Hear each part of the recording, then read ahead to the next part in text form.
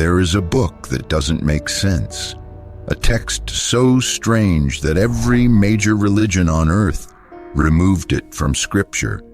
They couldn't explain what was inside. They still can't. This is the Book of Enoch, and nothing about it is normal. Before kings walked the earth, before the flood drowned the world, there was a man who never died. His name was Enoch, and what he witnessed changes everything. The Bible mentions him in one sentence, Genesis chapter 5, verse 24. Enoch walked faithfully with God. Then he was no more because God took him away. That's it. One line. No explanation, no details, just taken. But there's another text, a book that claims to reveal what happened during those missing years, what Enoch saw, what he was shown, what he was commanded to write, and the moment you read it, you realize why it was hidden. The Book of Enoch doesn't read like Scripture. It reads like a witness report, like someone describing things they actually saw but couldn't fully understand. Enoch describes technological details that shouldn't exist in ancient texts. He mentions things that sound like aerial vehicles, advanced metallurgy, genetic manipulation, and astronomical knowledge that Bronze Age humans had no way of knowing. He wasn't writing theology, he was writing documentation, and that's the problem. Let's start with what makes this book impossible to ignore. Enoch claims he was taken, not metaphorically, physically removed from Earth and transported to different realms by beings he calls watchers, angels, but not the kind you see in paintings. These beings had names: Semjaza, Azazel, Barakiel, Kokabiel, 200 of them, and they didn't stay in heaven, they came down. Mount Hermon, northern Israel. Enoch says this is where it happened. 200 watchers descended to this mountain and made a pact, a binding oath. They swore they would take human women as wives. And they did. But this wasn't romance, this was contamination. Enoch describes how these beings taught humanity things we were never supposed to know. Azazel taught men to forge weapons, swords, knives, shields, breastplates.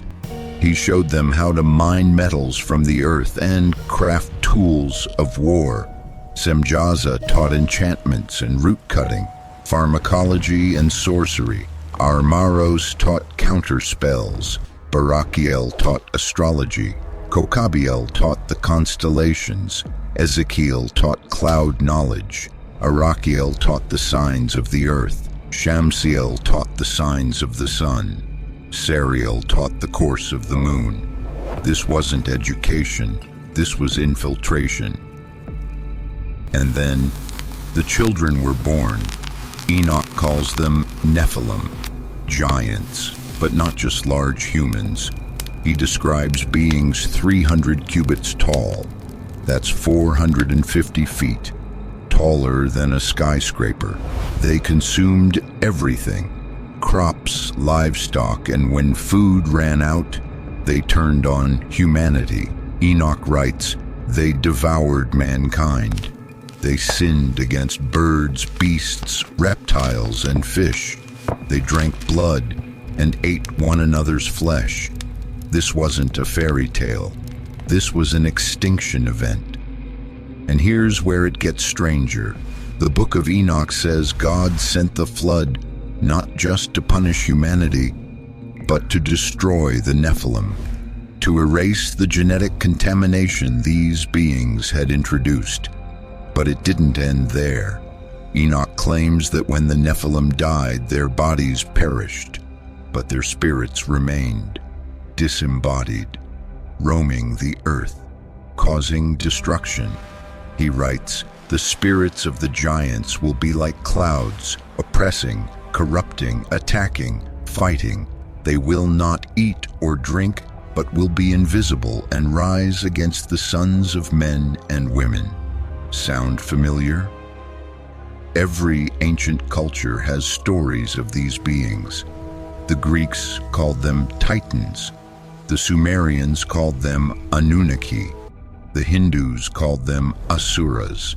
The Norse called them Jotnar. Different names, same description. Beings who came from above, interbred with humans, and left behind hybrid offspring. Enoch's account isn't unique. It's corroborated across civilizations that had no contact with each other. So why was his book removed? Because it raises questions no one wants to answer. If these beings existed, where did they come from? If they taught humanity forbidden knowledge, what else are we not supposed to know? If their spirits still roam the earth, what are we actually dealing with when we encounter the unexplained? The Book of Enoch doesn't fit the narrative. It's too specific, too detailed, too uncomfortable. And so it was quietly removed from canon, not because it was false, but because it was unexplainable. Let's talk about what Enoch saw when he was taken. He describes being transported to the heavens, plural, not one heaven, 7, each one a different realm, with different laws and different beings. In the first heaven, he saw the waters above the firmament, massive reservoirs suspended in space.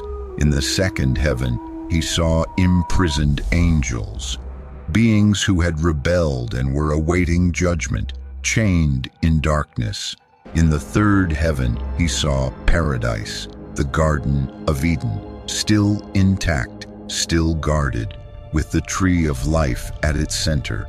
In the fourth heaven, he saw the sun and the moon, but not as distant objects, as mechanisms, with angels assigned to operate them. He describes their paths, their gates, their cycles with precision that matches modern astronomy. In the fifth heaven, he saw the Watchers, the ones who hadn't fallen yet, giants in appearance, silent and mournful. In the sixth heaven, he saw angels studying the movements of stars, the seasons, the years, recording everything. In the seventh heaven, he stood before the throne of God, surrounded by fire, seraphim singing, cherubim in constant motion, and there he was given the books. Enoch claims he was handed heavenly tablets, books that contained the history of the world from beginning to end. Everything that had happened, everything that would happen. He was told to write it down, to preserve it, to pass it on. But he was also told this: not everyone will believe you, not everyone will accept this, and many will try to destroy what you've written. They did. Here's the part that's hardest to explain. Enoch describes technology, things that shouldn't exist in a Bronze Age text. He talks about vehicles made of crystal that move through the air, structures made of materials that don't decay, beings wearing garments that shine like metal but flow like fabric. He describes chambers where fire burns without consuming, rooms filled with light that has no source, portals that open into other realms. This isn't metaphor. Enoch is trying to describe things he's seeing, but has no vocabulary for. He also describes the astronomical calendar with perfect accuracy. The Book of Enoch contains a 364-day solar calendar that accounts for leap years, solstices, and equinoxes. He knew the earth was round. He knew it rotated. He knew the stars followed predictable paths. How? He lived 3,000 years before Copernicus, 1,500 years before Ptolemy. He shouldn't know any of this unless someone showed him. Let's talk about the judgment. Enoch describes being taken to a place of holding, a prison realm where the fallen watchers were kept, bound in chains, waiting. They begged him to intercede, to ask God for mercy, to plead their case. Enoch took their petition to the throne, and God's answer was final. No mercy, no forgiveness, no redemption. Why? Because they corrupted creation. They violated the order. They introduced something into the human genome that was never meant to be there, and the consequences were irreversible. The Watchers were sentenced to 70 generations of imprisonment, then eternal fire. Their children, the Nephilim, were destroyed in the flood, but their spirits became what Enoch calls evil spirits, demons, entities without bodies seeking to inhabit, oppress, and destroy. And here's the part no one talks about. Enoch says these spirits are still here, still active, still influencing, waiting for the final judgment. Now let's address the biggest question. If this book is real, why isn't it in the Bible? Here's the truth. It was. The Ethiopian Orthodox Church still includes it. The Dead Sea Scrolls contained multiple copies of it. Early church fathers like Tertullian, Irenaeus, and Clement of Alexandria quoted it as scripture. But in the 4th century, during the Council of Laodicea, it was removed, declared apocryphal, hidden. Why? Because it didn't fit the theology being constructed. It raised too many questions about the nature of angels, the origin of evil, and the mechanics of the spiritual realm. It was easier to remove it than explain it.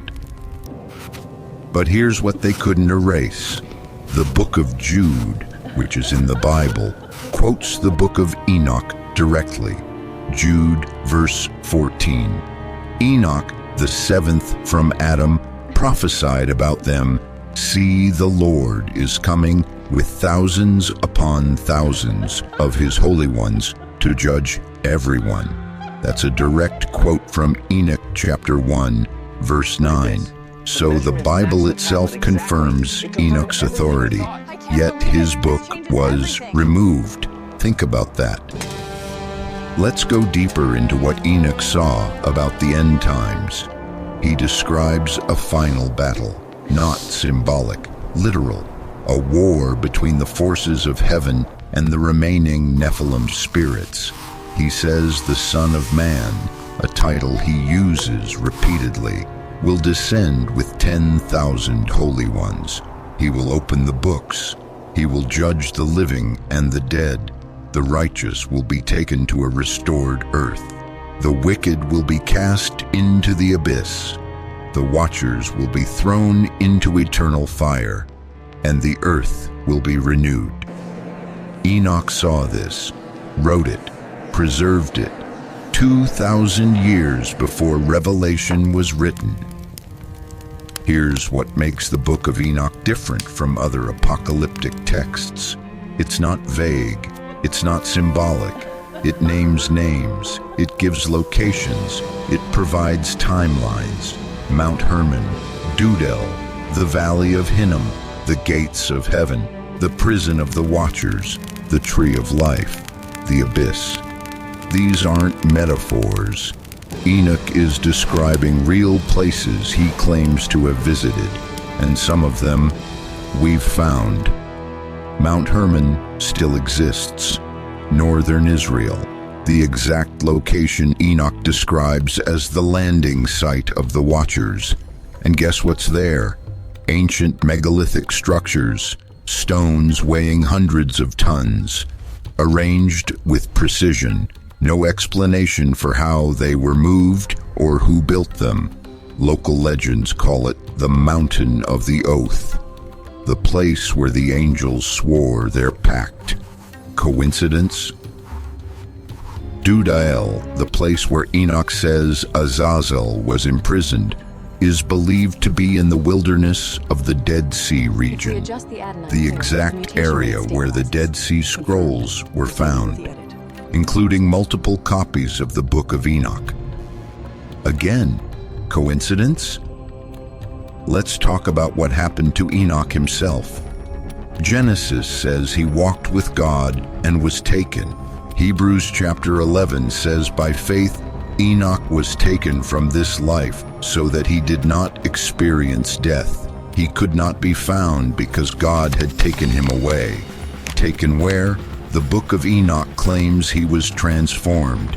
His flesh became like fire, his appearance like lightning. He was given a position among the angels and assigned to record the deeds of humanity until the end of time.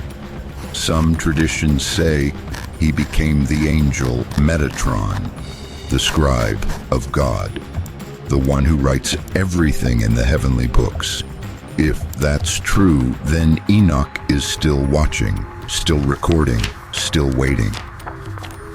Here's why this book matters in 2026, because the things Enoch described are happening again.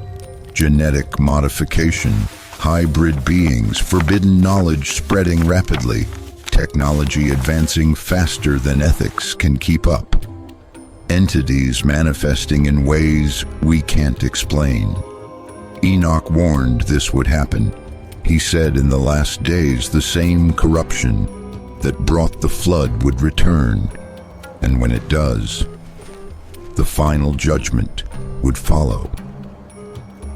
So what do we do with this? The Book of Enoch exists. It's real, it's ancient, and it's been deliberately hidden for centuries. You can read it yourself. It's available, but be warned, once you read it, you can't unsee it, because it forces you to ask questions. If the Watchers were real, are they still watching? If the Nephilim existed, did they leave descendants? If forbidden knowledge was taught once, is it being taught again? And most importantly, if Enoch was taken to witness all of this and write it down, what else are we not being told? The Book of Enoch doesn't give easy answers. It gives impossible questions, and maybe that's why it was removed. Not because it was false, but because the truth it contains is too dangerous to accept. One last thing. Enoch's final words before he was taken. He gathered his children and said, "Walk in righteousness and avoid the paths of the wicked. The days of tribulation are coming, but those who remain faithful will be saved." Then he vanished. No grave, no body, just gone. 365 years on earth, then removed from it entirely. The only human in history besides Elijah to bypass death completely. So here's the question you need to answer for yourself. Was Enoch a prophet who saw the future? Was he an abductee who documented what he witnessed? Was he a madman who wrote fiction? Or was he exactly what he claimed to be? A scribe, a messenger, a man chosen to preserve knowledge the world was never supposed to forget. Nothing about the Book of Enoch is normal. Not its content, not its removal, not its survival. And that's exactly why you need to know it exists. But there's something I haven't told you yet. Something that connects directly to what Enoch witnessed. Something that survived even longer, and something far more dangerous. Remember when I said the Watchers taught forbidden knowledge? Azazel showed humans how to forge weapons and work the metals. The others taught astrology, enchantments, and the secrets of the stars. That knowledge didn't disappear with the flood. It was preserved, copied, translated, hidden, and in the 11th century, it resurfaced in a single manuscript. A book written in Arabic, later translated into Latin by terrified Christian scholars who knew what they were handling. A grimoire that claims to teach the exact same planetary magic the Watchers introduced. How to align with celestial forces, how to create talismans that trap cosmic energy, how to invoke the same spirits Enoch warned about. This book was studied by kings, banned by the Vatican, burned in public squares, and yet billionaires still pay hundreds of thousands of dollars to own a copy.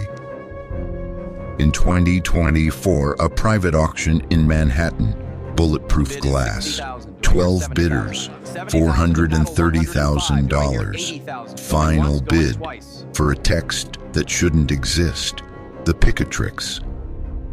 And here's what no one tells you. The Picatrix isn't just theory, it's a manual, step-by-step instructions for the same rituals Enoch said would bring destruction. It teaches how to summon the spirits of Mars, Saturn, Jupiter, the same planetary forces the Watchers corrupted, the same knowledge that brought the flood, and the elite are still using it. If the Book of Enoch explains what the Watchers did, the Picatrix explains how they did it. One book reveals the crime, the other reveals the method, and both were hidden for the same reason.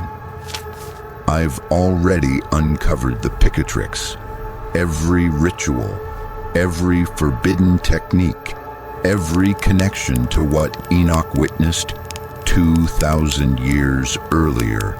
That video is waiting for you right now, but I need to warn you.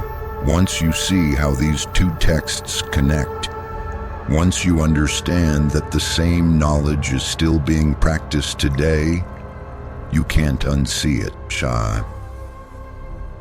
The Book of Enoch told you what happened. The Picatrix will show you how it's still happening. Click the video on your screen, watch what I found, and then decide for yourself whether this knowledge should have stayed buried.